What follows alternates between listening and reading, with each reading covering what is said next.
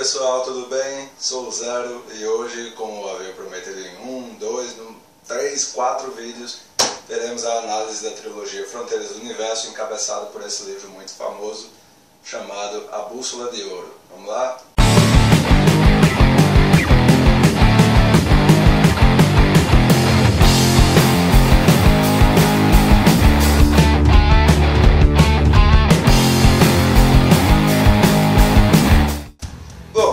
Se eu pudesse fazer uma análise rápida desses 3 livros, eu diria que o primeiro é bom, que o segundo é regular e que o terceiro é péssimo. Mas eu vou fazer da seguinte forma dessa vez. Dessa vez eu vou analisar, vou falar dos 3 e depois eu vou falar um pouquinho deles, claro, tomando cuidado para não dar um spoiler muito cabuloso, né, desses que passam da metade do livro. Mas vamos lá. A trilogia Fronteiras do Universo, o título original da trilogia é His Dark Materials, algo semelhante a seus materiais obscuros, ou os materiais obscuros dele, começou com A Bússola de Ouro, obviamente, lançada em 1995, seguido por A Faca Sutil, lançada em 1997, e finalizado por A Luneta Âmbar, no ano 2000. Mas vamos lá, vamos um pouco devagar. A trilogia foi escrita por Philip Pullman, ou Philip Pullman, como eu já vi algumas pessoas falando, e ele era um escritor britânico, e ele foi eleito em 2008 como um dos 50 maiores escritores britânicos desde 1945. Mas vamos lá, vamos começar aqui a falar um pouquinho sobre esses livros. A Bússola de Ouro, nossa, é difícil manter alguns preconceitos distantes quando você fica sabendo de algumas coisas. A Bússola de Ouro foi lançada originalmente sob o título de nossa, isso é difícil de falar, Northern Lights, que seriam luzes nórdicas, e quando foi passada para os Estados Unidos, tinha que ser os Estados Unidos, né?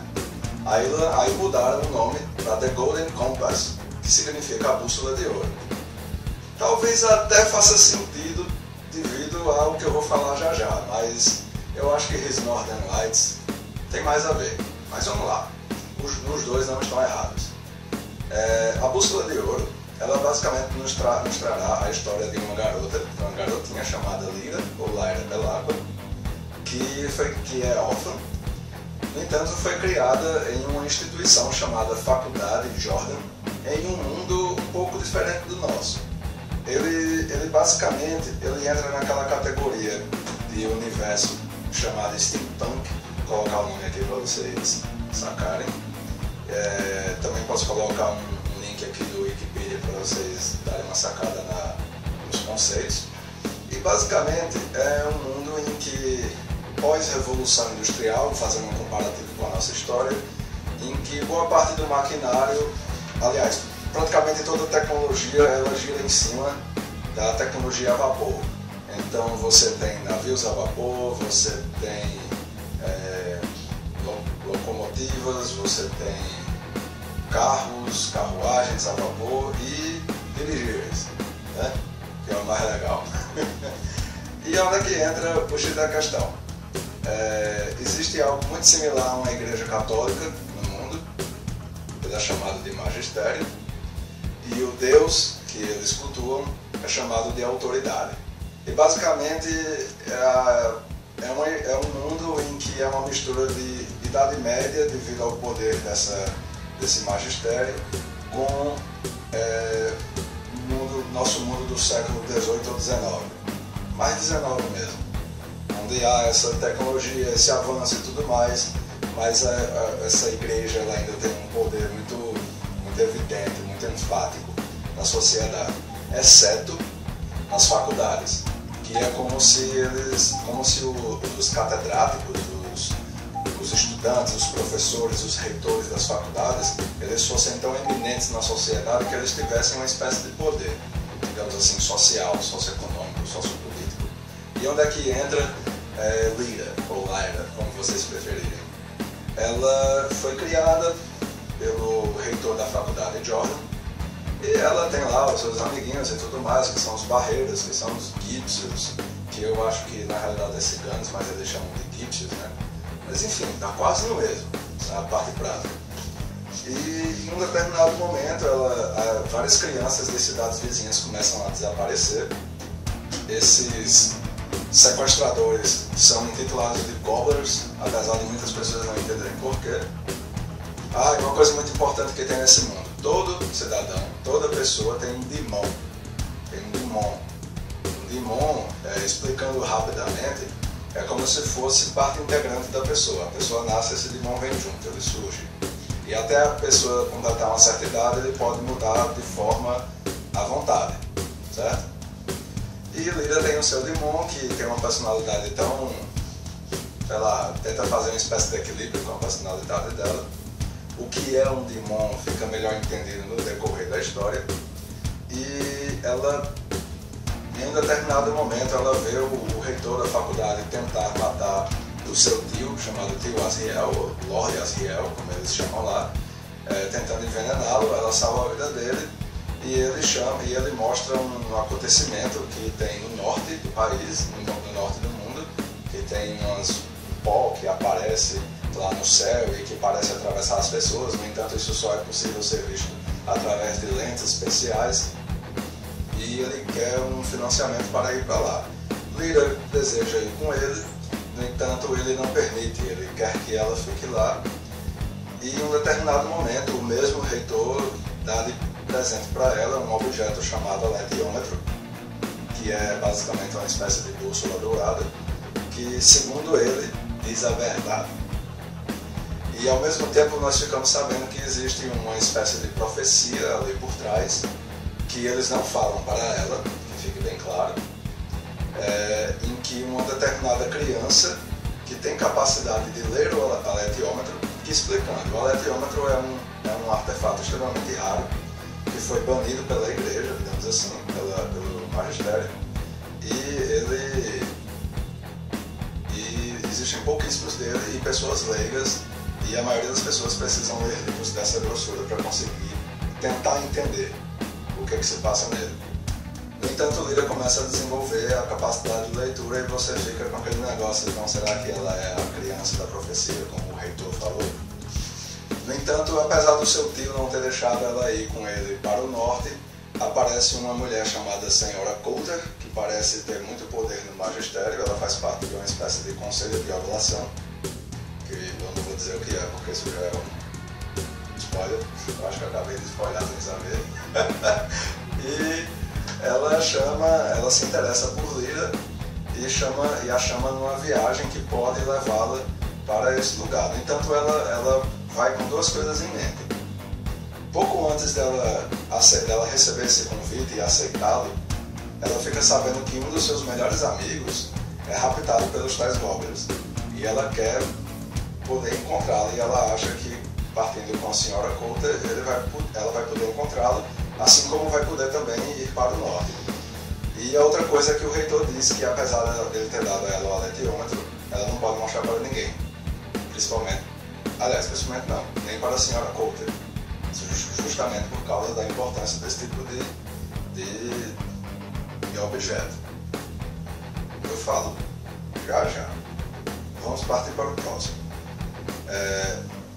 Logo adiante, temos o livro A Faca Sutil, lançado originalmente como The Subtle Knife, que somos apresentados ao Will, que é criado pela sua mãe, que apesar de ser criado por ela é especial, ela tem um atraso mental, uma deficiência mental. No entanto, eles começam a ser visitados por uns homens esquisitos que querem saber do pai dele, e o Will não tem a menor notícia do pai dele. Ele simplesmente o abandonou muito cedo. A sua mãe também sempre tentava falar bem dele, mas ele sempre pensava mal do próprio pai. E em um determinado momento, em nenhum desses momentos que esses homens estranhos vão na casa dele, ele acaba matando um desses homens e ele foge de casa. E em um determinado momento ele parece atravessar uma porta invisível que o leva para outro mundo, que não o seu, enquanto ele está perseguindo uma gatinha. E assim ele vai bater em um mundo completamente diferente. E lá ele encontra Lyra, sendo que como Lyra foi bater lá, e basicamente o que isso mexe aí, são coisas que eu não posso falar porque tem diretamente a ver com o final do primeiro livro. Mas, então assim, a partir daí eles começam a tentar entender melhor. Ele foi bater lá por acidente, enquanto fugia de casa, e vocês só vão saber por que ela estava lá se vocês lerem A Bússola de Ouro, caso vocês já tenham lido. E aí que entramos nesse aqui, a Luneta Âmbar, The Amber Spyglass. Olha, eu gosto de pensar que o final de um livro, ou ele aumenta o teor no nível da história, assim, uns 50% às vezes mais, ou ele diminui na mesma proporção. E assim, pra mim é um pouco difícil quando você pega uma história assim com vários e vários elementos, como alguns outros livros que eu já citei aqui, e o final ele é assim arrebatador, para o bem ou para o mal. E no caso da Fronteiras do Universo, é para o mal. Porque o que acontece? Quer dizer, o que acontece aqui no início desse livro? Will, eu já falei para vocês que o Will e Lyra se encontram. Em um determinado momento, o Will está sozinho, ele está em posse de um objeto, e ele tem que levar esse objeto para algum lugar, para uma certa pessoa. Eu não vou dizer porque é peça-chave, certo? Sendo que Lyra não está com ele, ela está desaparecida, e ele precisa completar essa missão de levar esse objeto até lá, sendo que ele, antes de fazer o que ele precisa, ele quer fazer o que ele quer, que é encontrar Lyra. E aparecem duas criaturas místicas que se apresentam como anjos para ele, Balthanos e Baruch. Vou chamar assim, não sei se tem outra pronúncia, Balthanos, Baruch, eu chamo de Baruch, Balthanos. E eles vão auxiliá-lo para ir até essa missão dele. Mas ele fica o tempo todo ali enchendo o saco deles para eles irem primeiro procurar Lyra. E assim, eu não posso falar muito além disso, porque já é puxado demais. Mesmo que eu fale só o iniciozinho do terceiro livro, eu vou estar dando uma coisa que possivelmente pode soar como um spoiler, tanto do primeiro quanto do segundo livro, porque acontece muita coisa nesse meio tempo. Aonde está a minha crítica? A estrutura da Bússola de Ouro é boa? É bem legal. Tanto que, se desse para a história acabar aqui, ficaria massa. Tá entendendo? Ficaria massa, porque é um livro bem completo. Mas o que é que eu não gosto dele?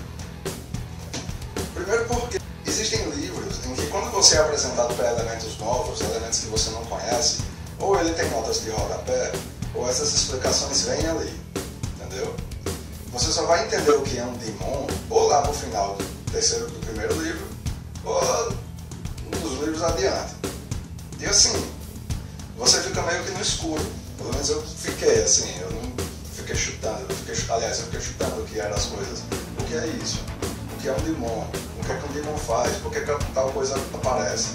É claro, tem gente que não se incomoda com esse tipo de detalhe, com essas histórias assim, o que é tal objeto, o que é tal objeto, por que tal objeto isso, por que aquilo. Tem gente que não se incomoda, eu me incomodo, para mim isso foi um ponto negativo. No entanto, a estrutura da história fez valer. Então assim, o livro é bom, de modo geral. Vai ficando assim, vai pegando e engata e é massa. O segundo livro, por outro lado, ele é tão bom quanto.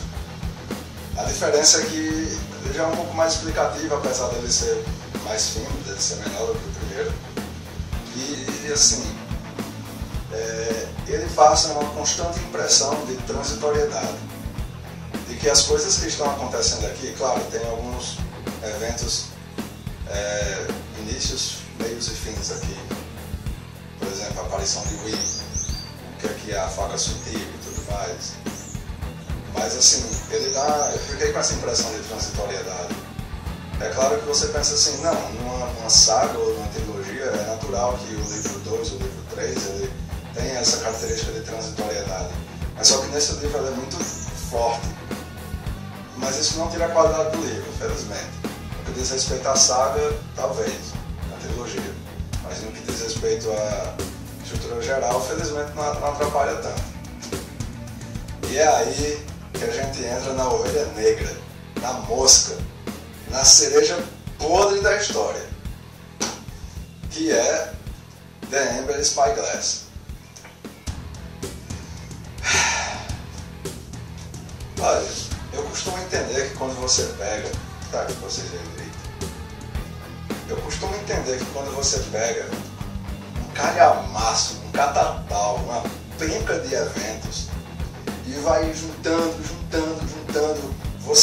o primeiro livro tem um aspecto de prólogo, de prefácio, de início. Aí o segundo vai juntando mais aquelas peças e começa a preparar para um acontecimento grande, ou vários deles. E personagens-chave vão tendo sua importância aqui e ali. No terceiro livro também dá essa ideia de que é ali que finalmente a coisa vai acontecer. E algumas coisas acontecem, elas são grandiosas de fato, são épicas algumas, mas você fica com aquela ideia de que ele vai somando, ele deixa em você aquela ansiedade de que você saiba o que vai acontecer, ele diz, oh, isso aqui, tal, isso vai acontecer em tal momento, e quando eles finalmente acontecem, a importância que ele dá a essas coisas é simplesmente sutil, fraca, pequena. Não que os protagonistas não tenham importância, mas ele dá tanta ênfase em um evento que está por vir, ou em um determinado personagem, que eu não vou dizer quem é, em determinados personagens também, em outros lá, que você pensa, não, quando for aparecer, vier tal coisa, vai ser a coisa, o momento, o evento. E não é isso que acontece. Vários desses eventos simplesmente têm uma importância mínima. Esses personagens também recebem uma ênfase fraca e o foco fica todo em cima dos personagens. Então assim, de alguns personagens. Então assim, e tem um detalhe que eu não falei. A bússola de ouro, que é o aletiômetro, né? Faz sentido? Faz, legal, tem importância muito grande, ele diz o futuro e tal. A faca sutil. A faca sutil é um artefato importantíssimo para a história. Tem a ver com... ela é a síntese do primeiro livro e é elemento fundamental para o terceiro, além do segundo, obviamente. A luneta âmbar. Essa luneta âmbar não é nada. É impressionante. A luneta âmbar não tem a mesma relevância dos outros. O título poderia ser qualquer outro. Poderia ser até marzipan. Quem lê o livro vai saber do que eu estou falando. Mas a luneta âmbar não. Zero, mas só que é importante porque ela conseguiu ver isso. Só? Não. Desculpem, fãs da trilogia. Então assim, qual é a minha análise? A história ela é legal até determinado momento, assim, apesar desses pesares que eu falei, lá pela metade do livro e tudo mais. Mas eu vou representar rapidamente o que me deixou revoltado. Senhor Pullman, o senhor está me dizendo que isso é mais importante do que todo o catatal de eventos que você falou?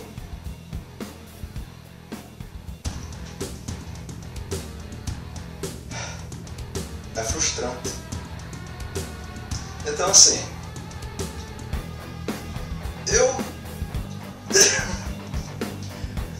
recomendaria, mas por causa disso que eu falei, eu vou logo dizendo que se preparem para se frustrarem um pouquinho lá para perto do final. Não vou mentir.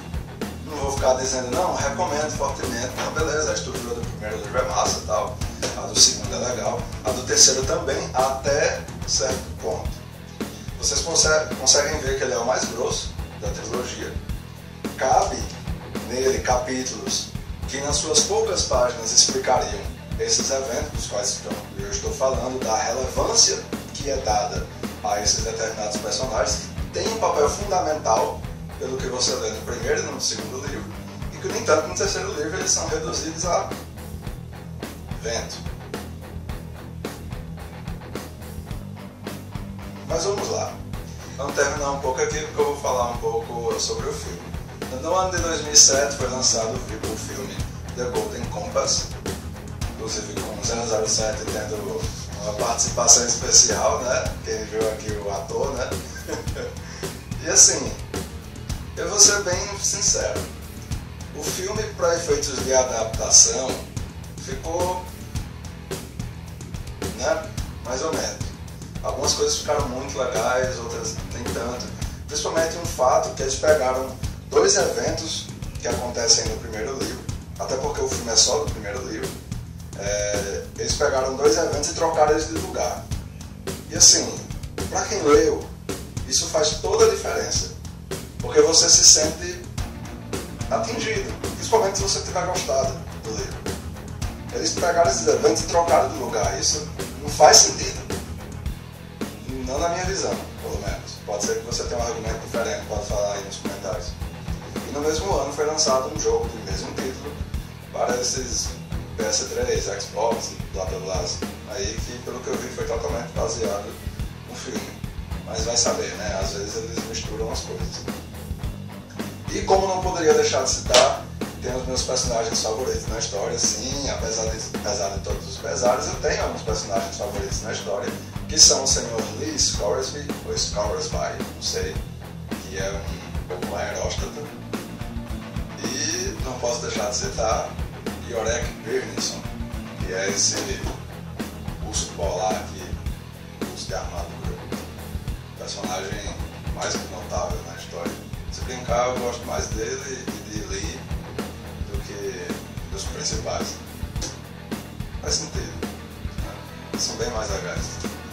Então assim, dê uma olhada, quem ficou curioso, dá uma olhadinha. O primeiro e o segundo livro, eles não são de arrepender, menos o terceiro. Desculpa. Bom, eu acho que eu já falei tudo e mais um pouco do que eu gostaria sobre essa trilogia. Eu, assim, fiquei decepcionado assim, com algumas coisas do terceiro livro. Vocês estão vendo? É mais o terceiro mesmo. O primeiro e o segundo livro, eles são de boa. Então assim, também não joguei, mas eu vi o filme. E o filme foi inclusive feito numa ideia de que ele tivesse a continuação depois.